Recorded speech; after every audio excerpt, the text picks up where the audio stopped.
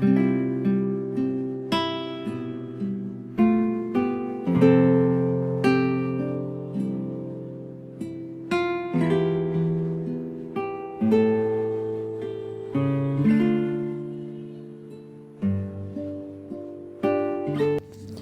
simula ng mabuting balita ng Panginoon ayon kay San Mateo.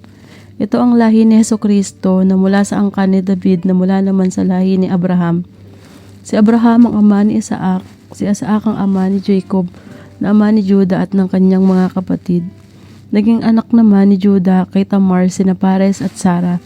Si Pares ang ama ni Esrom at si Esrom ang ama ni Aram.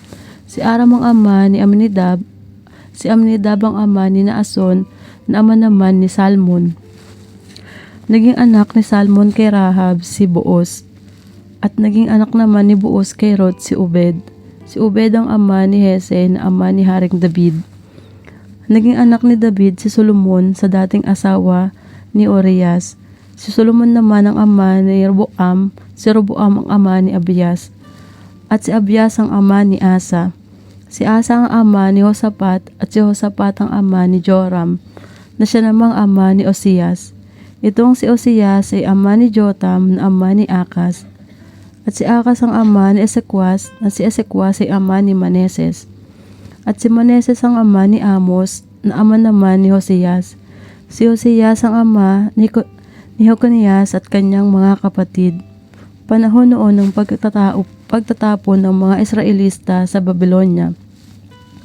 Matapos ang pagtatapon sa Babylonia, naging anak ni Jeconias si Salatiel na ama ni Zorobabel. Si Zorobabel ang ama ni Obed na ama ni Elquam, at si Elquam ang ama ni Asor.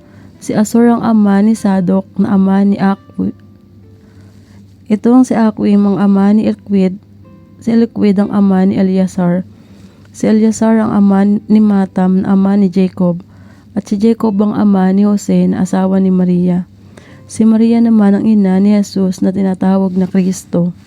Sa makatwid, 14 ang salinlahi mula kay Abraham hanggang kay David.